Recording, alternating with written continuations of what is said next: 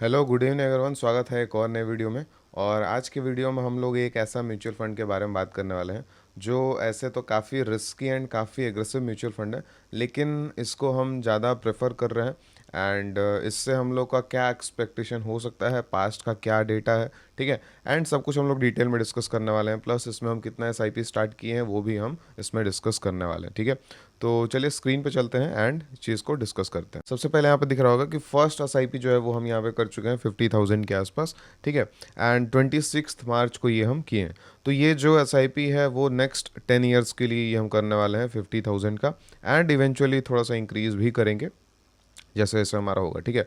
Plus इसमें एक और हमारा मोटिव ये है कि अगर किसी भी म्यूचुअल फंड में अगर हमारा म्यूचुअल फंड हाईज पे चल रहा है, मतलब हाई राइज बना रहा है या ऑल टाइम हाई पे चल रहा है, तो उस टाइम पे एसआईपी सबसे बेस्ट होता है। लेकिन अगर हमारा म्यूचुअल फंड या अगर हमारा मार्केट लोज पे चल रहा है, मतलब अगर मार्केट 30% 40% फॉल किया हुआ है, तो एसआईपी करना तो बहुत अच्छा है ही, लेकिन उस फॉल में अगर हम लमसम इन्वेस्टमेंट भी कर देते हैं तो वो हमारे रिटर्न को नेक्स्ट 10 ईयर्स में या नेक्स्ट 15 ईयर्स में कितना डिफरेंस बढ़ा सकता है, मतलब वो सिर्फ एक लमसम ऐड करने से क्या इम्पैक्ट पड़ सकता है वो भी हम लोग डिस्कस करेंगे।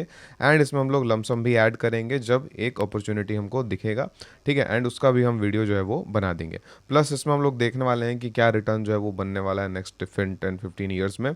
वर्स्ट केस में भी हम लोग डिस्कस करने वाले हैं। तो सबसे पहले हम लोग यहाँ पे देख लें कि फर्स्ट एसआईपी जो है वो हम लोग कर चुके हैं। सेकेंड एसआईपी 26 अप्रैल को होगा, ठीक है। एंड अगर मार्केट फॉल अच्छा खासा कर जाता है और थोड़ा सा, तो जो लमसम इन्वेस्टमेंट है जैसे 5 लाख इन्वेस्टमेंट जो है वो हम करने वाले हैं, तो इसमें हम थोड़ा थोड़ा करके 5 लाख इन्वेस्टमेंट जो है वो कर सकते हैं, ठीक है। तो इसमें हम लोग समझते हैं कि ये म्यूचुअल फंड जो है वो कौन सा म्यूचुअल फंड है, मोतीलाल ओसवाल का निफ्टी का, मोतीलाल ओसवाल का माइक्रो कैप 250 इंडेक्स, ठीक है। अब इसका आप लोग थोड़ा सा हम लोग आपको डिटेल बताएं। तो इसका डिटेल जो है वो ऐसा है कि एक ये माइक्रो कैप स्टॉक है, माइक्रो कैप इंडेक्स है। तो आपको पता होगा कि मार्केट में लार्ज कैप्स होते हैं, उसके बाद मिड कैप्स होते हैं, उसके बाद स्मॉल कैप होते हैं, देन माइक्रो कैप्स होते हैं। तो सबसे ज़्यादा रिस्की जो होते हैं वो माइक्रो कैप्स होते हैं। एंड डेफिनेटली सबसे ज़्यादा रिस्की हैं, तो सबसे ज़्यादा रिटर्न पोटेंशियल में भी अगर हम देखें तो माइक्रो कैप जो है वो सबसे ज़्यादा रिटर्न भी देता है, ठीक है। तो पहला चीज़ है कि अगर हम म्यूचुअल फंड्स में आ रहे हैं, ठीक है, मतलब जो लोग म्यूचुअल फंड में सेफली प्ले करते हैं उन लोग के लिए ये थोड़ा सा रिस्की हो सकता है। तो एलोकेशन वाइज हम लोग को देखना पड़ेगा, छोटा एलोकेशन इसमें रखना पड़ेगा, ठीक है। लेकिन मेरा ये मतलब सोच के देखिए कि अगर ये माइंडसेट अगर हम लोग सोचें, मतलब मेरा ये माइंडसेट है कि अगर देखिए म्यूचुअल फंड रिलेटिवली तो हर चीज़ से सेफ है, ठीक है। तो रिलेटिवली हर चीज़ सेफ है, मतलब अदर इंस्ट्रूमेंट्स है, इक्विटी से, स्टॉक से एंड ऑल से। तो अगर हम सेफ इंस्ट्रूमेंट में जा रहे हैं तो सेफ इंस्ट्रूमेंट में अगर हम सबसे हाईएस्ट में जाएंगे, मतलब ध्यान समझिएगा, हम लोग सबसे सेफ में जा रहे हैं पहला चीज़, ठीक है। अब सेफ में भी एकदम सेफ में जाएंगे तो क्या बनेगा, मेरा रिटर्न ही नहीं बनेगा, ठीक है। मतलब निफ्टी को भी हम लोग बीट नहीं कर पाएंगे। मीडियम में जाएंगे, जैसे हम लोग फ्लेक्सी कैप लेते हैं या हम लोग स्मॉल कैप लेते हैं या मिड कैप लेते हैं, तो थोड़ा सा हाई रिस्की हो गया एंड हाई रिटर्न हो गया। लेकिन सबसे सेफ एसेट क्लास में, म्यूचुअल फंड में अगर हम सबसे रिस्की में जाएंगे तो वो होगा माइक्रो कैप। वो लॉन्ग टर्म में सारे इंडेक्सेस को बीट करेगा, ठीक है। डेफिनेटली 2 से 3 साल तक इसमें, जैसे 2018 से आप लोग देखेंगे, मतलब 2018 से small cap and mid cap का जो आप चार्ट देखेंगे तो आपको समझ आएगा कि 3 साल में कोई रिटर्न नहीं बना था, ठीक है, small cap and mid cap में।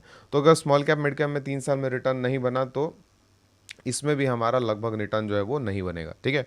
तो हम लोग कंसिडर करते हैं कि ऐसा भी समय आएगा जो 2-3 साल रिटर्न नहीं बनेगा। लेकिन जब लंबे समय का बात हो रहा है तो लंबे समय में हम लोग जो 2-3 साल में रिटर्न नहीं बन रहा है एंड हम लोग उसमें एवरेज करते जा रहे हैं, पैसा डालते जा रहे हैं, तो जब वो रैली स्टार्ट होगा तो हम लोग को 5 to 10 ईयर्स में हम लोग को सारे इंडेक्सेस के कंपैरिजन में सबसे ज़्यादा CAGR हमको मिलने वाला है, ठीक है। तो लॉन्ग टर्म के पर्सपेक्टिव से ये रिस्क जो है वो वर्थ टेकिंग हो जाएगा। एंड हम लोग का रिटर्न अगर 5-6% भी ज़्यादा बना के देता है small cap and mid cap से, तो भी हमारा बहुत अच्छा हो जाएगा, ठीक है। तो चलिए हम लोग देखते हैं। अभी इसमें एक चीज़ हम लोग डिस्कस करते हैं कि इसमें इंडस्ट्रीज़ का बात करें तो 13, मतलब डाइवर्सिफिकेशन इसमें बहुत अच्छा है, ठीक है। क्योंकि अगर सपोज कीजिए कि हमारा एक म्यूचुअल फंड है जो सबसे ज़्यादा रिस्की है, ठीक है। तो सबसे ज़्यादा रिस्की अगर हम इसमें स्टॉक्स भी अगर 50 या 20-30 डाल दें तो वो अल्टीमेट रिस्की हो जाएगा, ठीक है। तो वो करने लायक नहीं होगा। 250 स्टॉक्स होने का फ़ायदा इसमें ये है कि डाइवर्सिफिकेशन हमारा बहुत अच्छा हो रहा है, ठीक है। एंड डाइवर्सिफिकेशन के वजह से अगर पूरा मार्केट अगर मूव कर रहा है तो ये डेफिनेटली मूव करेगा, ऐसा नहीं है कि अंडर परफॉर्मेंस हमको देगा 250 स्टॉक्स होने के कारण, ठीक है। प्लस आप इंडस्ट्री वाइज देख सकते हैं कि सब में मतलब जितने भी इंडस्ट्रीज में सेलेक्टेड है, ठीक है, ये सारे ग्रोइंग सेक्टर्स हैं एंड काफ़ी अच्छा करने वाले सेक्टर्स हैं फ्यूचर में। प्लस आप स्टॉक्स का बात करें तो मैक्सिमम स्टॉक्स में जो इन्वेस्टमेंट का परसेंटेज है वो मैक्सिमम है 1.93%, ठीक है। मतलब एक स्टॉक में सबसे ज़्यादा जिसमें लगा है उसमें भी सिर्फ 2% से कम एलोकेशन है, ठीक है। तो इसमें अगर माइक्रो कैप्स में अगर 10 स्टॉक्स ज़ीरो भी हो जाते हैं तो हमारे पोर्टफोलियो में ज़्यादा फर्क नहीं पड़ेगा, एंड इसीलिए सबसे ज़्यादा रिस्की होने के बावजूद भी सबसे ल्यूक्रेटिव एंड सबसे इफेक्टिव म्यूचुअल फंड है एज पर मी, ठीक है। तो ये सारी चीज़ें, डाइवर्सिफिकेशन बहुत अच्छा है, ठीक है। एलोकेशन मैक्सिमम 2% ज़्यादा किसी भी स्टॉक में नहीं है। देन सारे इंडस्ट्री सारे सेक्टर जो है वो काफ़ी ग्रोइंग सेक्टर्स में ये इन्वेस्टेड है, ठीक है। अब पास्ट का अगर हम बात करें तो पास्ट में जैसे लास्ट 2 ईयर्स का हम लोग बात करें तो ज़्यादा पुराना तो ये डेटा है नहीं इसमें, ठीक है। तो हम लोग मैनुअली हम लोग थोड़ा कैलकुलेट करना पड़ेगा कि अगर हमारा पहली बार जुलाई 23 में ये स्टार्ट हुआ था, जुलाई 24 में ये लगभग लगभग 10 रुपीज़ से 70 रुपीज़ हो गया, तो ये 70% के आसपास है। एंड जुलाई 2025 तक हम लोग सपोज करते हैं कि 17 रुपये के आसपास होता है, ठीक है। तो 2 साल में भी 70% का रिटर्न है, विच इज़ 35% का CAGR जो है वो पास्ट में बना है, ठीक है। लेकिन अगर आप यहाँ पे हम एक चीज़ आपको दिखाएं, हम लोग देखेंगे माइक्रो कैप के इंडेक्स में, देखेंगे चेक करेंगे कि क्या हमारा जो रिटर्न है मतलब क्या CAGR जो है, हम लोग यहाँ से हम लोग वीकली टाइम फ्रेम ओपन करते हैं, ठीक है। वीकली टाइम फ्रेम ओपन करते हैं एंड हम लोग चेक करेंगे, जैसे पास्ट में डेटा उसका कुछ है नहीं ज़्यादा, ठीक है। तो हमारा मैक्सिमम जो डेटा है वो कहाँ तक का दिख रहा है, मैक्सिमम हमारा डेटा दिख रहा है 2022 से, ठीक है। मतलब 2022 से जो बेरिश मार्केट था वहाँ से। तो हम लोग चलिए 2022 से ही CAGR जो है वो थोड़ा सा कैलकुलेट कर लेते हैं। CAGR कैलकुलेट करने के लिए हम लोग CAGR का हम लोग कस्टम रेंज इंडिकेटर यूज़ करेंगे, ठीक है। एंड यहाँ से हम लोग स्टार्ट करेंगे, ठीक है। पहले हम लोग यहाँ से स्टार्ट करते हैं एंड करेंट प्राइस तक अगर हम CAGR देखें, ठीक है, तो 21% का CAGR है इतने बड़े फॉल के बाद भी। अगर हम कंपैरिजन करेंगे, अगर स्मॉल कैप से कंपैरिजन करेंगे तो स्मॉल कैप 9.8% है, ठीक है। मिड कैप, चलो फार्मा से कंपेयर करते हैं, ये तो सेक्टरल है, सेक्टरल में हम लोग को नहीं जाना, सेक्टरल का करने का अलग तरीका है, वो अगर आप इंटरेस्टेड होंगे तो उसका अलग हम वीडियो बना देंगे कि सेक्टर ETFs में या सेक्टर इंडेक्स फंड में कैसे हम लोग इन्वेस्ट करते हैं, ठीक है। स्मॉल कैप का अंडर परफॉर्मेंस है, ठीक है। मिड कैप का हम लोग देख लेते हैं, मिड कैप का 16% है एंड वो 21% था, ठीक है। Plus small cap and mid cap अगर मैच नहीं कर रहे हैं तो एक और ETF का वीडियो हम बनाए हैं, वो जाकर ज़रूर देखिएगा, ठीक है। उसमें हम लोग अल्फ़ा का डिस्कस किए थे, तो अल्फ़ा से भी कंपेयर कर लेते हैं। अल्फ़ा से भी काफ़ी अच्छा रिटर्न जो है उसका है, ठीक है। मतलब ऑलमोस्ट सारे इंडेक्सेस को बीट करता है इन लॉन्गर पीरियड। एंड अगर हम इस पीरियड को यहाँ से अगर कैलकुलेट करें कि जहाँ से बुल रन स्टार्ट हुआ था एंड टॉप तक देखें तो ऑलमोस्ट 72% का, ठीक है। तो इसमें लगभग स्मॉल कैप के बराबर का रिटर्न होगा, चेक कर लेते हैं हम लोग। नहीं, स्मॉल कैप से ज़्यादा है, मिड कैप से भी ज़्यादा होगा, ठीक है, मिड कैप से भी ज़्यादा है। तो इससे आपको थोड़ा सा आइडिया लग गया होगा कि स्मॉल कैप मिड कैप से थोड़ा ज़्यादा रिटर्न देता है। 21% का CAGR जो है वो दिया है टॉप से बॉटम तक, मतलब लास्ट जो हमारा टॉप लगा था 2022 में, वहाँ से अभी के बॉटम तक का हम लोग कंपेयर कर रहे हैं, ठीक है। ऐसे तो हम लोग बॉटम टू बॉटम कंपेयर करना चाहिए या हम लोग को टॉप टू टॉप कंपेयर करना चाहिए, ठीक है। तो अगर हम बॉटम टू बॉटम कंपेयर करते हैं तो क्या CAGR होगा, वो ज़्यादा एक वैलिड डेटा होगा हम लोग को कंसीडर करने के लिए, ठीक है। तो बॉटम टू बॉटम हम लोग कंपेयर करते हैं, ठीक है। एक बार हम इसको वापस से डिलीट करके ऐड करते हैं, ठीक है। बॉटम टू बॉटम यहाँ से फर्स्ट बॉटम एंड अभी जो बॉटम लगा है वहाँ तक, ठीक है। तो ये एक वैलिड CAGR है जो हम लोग कंसीडर कर सकते हैं, ठीक है। इसके अलावा और कोई वैलिड CAGR हो तो वो हम लोग टॉप से टॉप जो है वो CAGR कैलकुलेट कर सकते हैं। टॉप कौन सा है, ये वाला टॉप है, ठीक है। तो यहाँ से या यहाँ से भी हम लोग कंसिडर कर सकते हैं। तो 37-40% का CAGR जो है हम लोग डिस्कस कर रहे हैं कि पास्ट में मिला है, ठीक है। लेकिन आपको एक चीज़ याद होगा, एक निफ्टी का हम वीडियो बनाए थे कि निफ्टी 50,000 जा सकता है नेक्स्ट 7 to 8 ईयर्स में। उसमें हम लोग ग्रोथ का बात किए थे कि पूरे इंडिया जो है वो क्या ग्रोथ से बढ़ सकता है।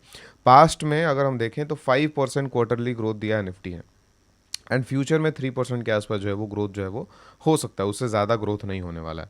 तो इसका मतलब है कि 12% एवरेज, मतलब निफ्टी का जो CAGR था वो ऑलमोस्ट ऑलमोस्ट पाँच से 3 पे आएगा, मतलब 20% का डिक्लाइन हो गया, ठीक है। 20% नहीं, 40% का, 40% का डिक्लाइन हो गया। पहले ग्रोथ 20% था, अब ग्रोथ 12% हो गया। तो अगर ये ऑलमोस्ट 40% का CAGR दे रहा है, ध्यान दीजिएगा, अगर ये 40% का CAGR दे रहा है तो 40% भी हम लोग को 40% से डिक्रीज करना पड़ेगा, ठीक है, डिक्रीज करना पड़ेगा। तो ये वर्स्ट केस हम बता रहे हैं। तो 40% को 40% से डिक्रीज करते हैं तो कितना हो जाएगा, ऑलमोस्ट ऑलमोस्ट हमारा 24% का CAGR जो है वो बनने वाला है नेक्स्ट 5 to 10 ईयर्स में। तो ये सबसे वर्स्ट केस हो गया कि 24% CAGR माइक्रो कैप में बनने वाला है, ठीक है। ये सबसे वर्स्ट कंडीशन हो गया। तो 24% हम लोग कंसीडर करके यहाँ पे चलने वाले हैं। एंड जो हम लोग अभी डिस्कस किए थे लमसम का एंड SIP का, उसका हम लोग थोड़ा सा अब बात कर लेते हैं, ठीक है। तो ये हमारा हो गया। प्लस अब हम लोग चेक करते हैं कि अगर हम लोग SIP कर रहे हैं तो जो हमारा गोल है या जो भी हमारा इन्वेस्टमेंट है, ठीक है। तो जैसे हम बता रहे थे, पहले हम लमसम को 0 रखते हैं, ठीक है। आपको हम थोड़ा दिखाना चाहते हैं कि लमसम को 0 रखते हैं। 50,000 का SIP चल रहा है, 20 ईयर्स के लिए हम लोग चलिए कर रहे हैं, एंड 26% मतलब 24% का हम लोग CAGR जो है वो कैलकुलेट किए हैं, ठीक है। तो सिर्फ 50,000 के SIP पे 1.2 CR का हमारा इन्वेस्टमेंट होगा इन 20 ईयर्स, एंड हमारा जो रिटर्न होगा वो लगभग 30 CR के आसपास होगा, ठीक है। हमारा फर्स्ट CR कब कंप्लीट हुआ है देख लेते हैं। हमारा फर्स्ट CR ऑलमोस्ट ये 1 2 3 4 5 6 7 साल में हमारा फर्स्ट CR जो है वो यहाँ पे कंप्लीट होता है, ठीक है। एंड 24% के CAGR से हम लोग उसको 10 ईयर्स ही कैलकुलेट करते हैं। क्यों? क्योंकि हम इसको पहले 10 ईयर्स का देखते हैं, देन 10 ईयर्स के बाद सोचेंगे कि 10 ईयर्स का अगेन इसमें SIP बढ़ाना है या नहीं, ठीक है। तो पहले हम 10 ईयर्स का ही कंसिडर करते हैं कि 10 ईयर्स में 60 lakhs to 2.5 CR जो हो गया। और 7th ईयर में मतलब 1 2 3 4 5 6, ठीक है, 7th ईयर में हम लोग 1 CR क्रॉस कर जाते हैं, ठीक है। लेकिन जो हम अभी डिस्कस किए हैं कि अगर 5 लाख का हम लोग लमसम इन्वेस्टमेंट कर देते हैं स्टार्टिंग में, तो क्या डिफरेंस आएगा हमारे रिटर्न में, ठीक है। तो उससे हमारा क्या डिफरेंस आया कि हमारा फर्स्ट ईयर में थोड़ा सा देखें, अगर कंसिडर नहीं हुआ है क्या, आई गेस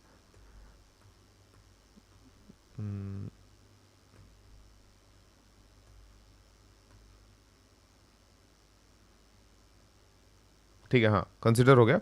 तो ये हमारा 50 लाख का लगभग जो है वो अंतर आ जाता है 10 साल में। एंड 20 साल में जो हम लोग देखे थे तो उसमें हमको बहुत ज़्यादा डिफरेंस आ जाता है, ठीक है। तो एक लमसम इन्वेस्टमेंट इसीलिए थोड़ा सा इंपॉर्टेंट हो जाता है अगर मार्केट क्रैश किया है तो, ठीक है। अब 1 ईयर हमारा कब कंप्लीट होगा, first, second, third, fourth, fifth, sixth, ठीक है। तो 6 साल में हमारा 1 ईयर जो है वो कंप्लीट हो गया, ठीक है। इसके साथ हम इसके साथ इससे पहले हम एक वीडियो बनाए थे ETF का भी। तो ETF में भी हम लोग लमसम इन्वेस्टमेंट करने वाले हैं एंड SIP करने वाले हैं। उसका क्या रिटर्न एंड क्या आया होगा वो उस वीडियो में बताए हैं, जाके उसको ज़रूर चेकआउट कीजिएगा, ठीक है। एंड ये सारे इंडेक्स उसको बीट कर सकता है, लेकिन लॉन्ग टर्म में व्यू जो है वो लॉन्ग टर्म होना बहुत इंपॉर्टेंट है इसमें, ठीक है। तो ये हमारा टारगेट है ऑलमोस्ट 3.5 CR के आसपास का टारगेट है। ये वर्स्ट केस 24% हम लेके चल रहे हैं, ठीक है। तो 10 साल में ऑलमोस्ट 50,000 के SIP पे 5 लाख लमसम अभी डालने के बाद 3 CR प्लस जो है वो हम लोग अचीव करेंगे 10 ईयर्स में। एंड डेफिनेटली हम उस समय भी वीडियो बनाएंगे कि लास्ट में हम लोग जो डिस्कस किए थे वो कितना अचीव हुआ हमारा, प्लस बीच बीच में भी वीडियो हम लोग बनाते रहेंगे। एंड जब ये लमसम इन्वेस्टमेंट करेंगे तो हम शायद एक शॉर्ट्स डाल दें, ठीक है। तो आप लोग थोड़ा सा एक्टिव रहिएगा, एंड मिलते हैं हम लोग फिर नेक्स्ट वीडियो में। Thank you so much.